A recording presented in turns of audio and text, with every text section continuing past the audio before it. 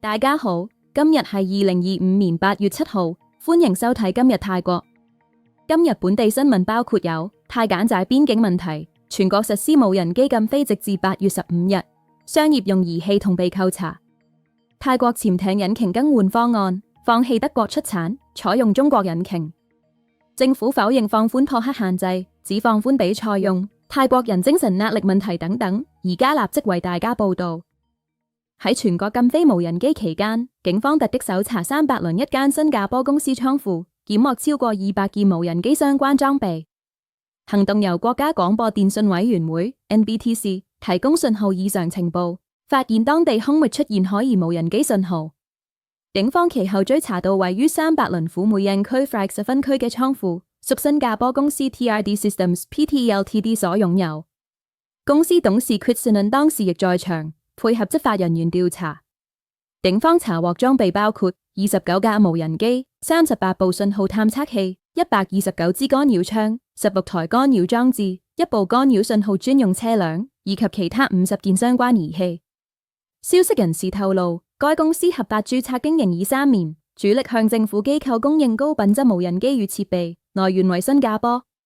鑒於泰柬邊境局勢持續緊張，民航局已於7月30日發出全國禁飛令，禁止所有平民無人機飛行至8月15日，並可能進一步延長。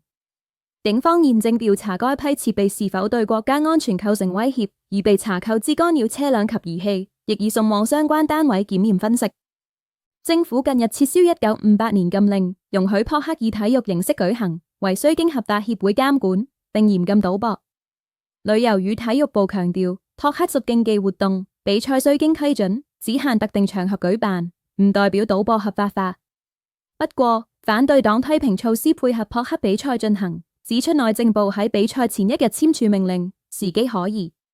相關比賽未申請許可，涉金錢獎賞及網上推廣，被質疑圖利特定團體，程序欠透明。政府回應指，新措施與娛樂綜合體無關，撲克發展方向類似電競，將朝向正規體育項目推進。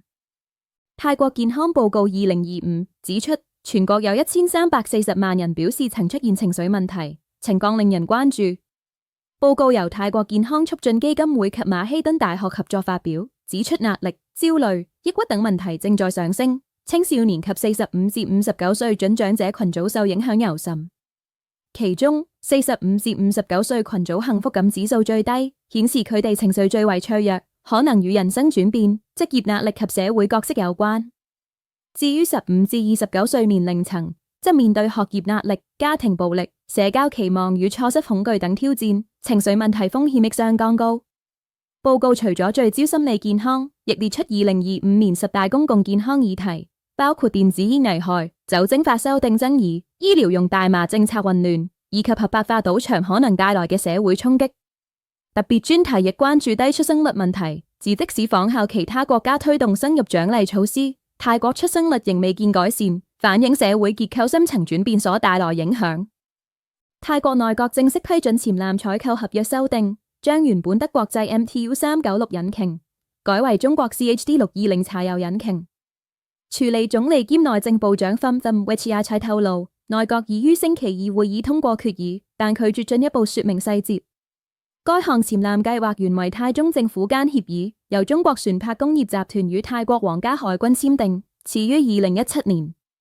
項目自2021年起停滯，因德國以軍事用途為由，拒絕出口 MTU 引擎。新協議除改用中國引擎外，亦批准工程期限延長1217日。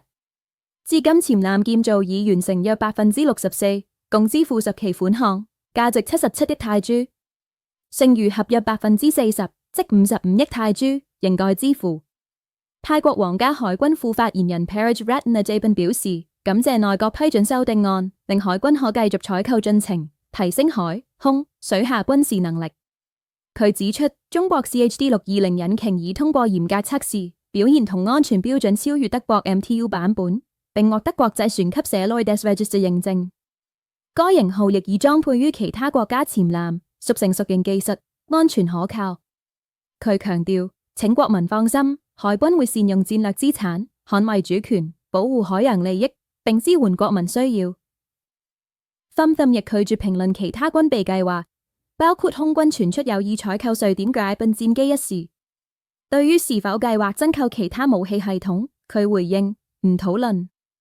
軍方現正執行任務，相關係屬機密內容，唔會公開。警方指出，近期網上訂房詐騙案件持續上升，假冒優惠訂房專業成為最多投訴類型。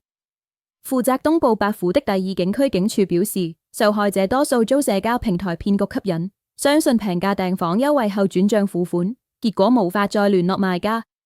單係今年7月，皇家泰國警察網頁就接獲34,570宗網絡詐騙投訴，當中17,823宗，佔51.5%，涉及虛假訂房服務。警方統計，相關損失金額達1.62億泰銖。第二警區警長應介亞表示，近期已拘捕一名名為 I 嘅疑犯，其 Facebook 專頁專門冒充酒店同泳池別墅房東，並以特價吸引用戶付款到人頭戶口。警方查出呢名疑犯涉及至少20宗案件，詐騙手法包括張貼限時優惠，要求即時付款保留房間，收款後即封鎖受害人，完全無法聯絡。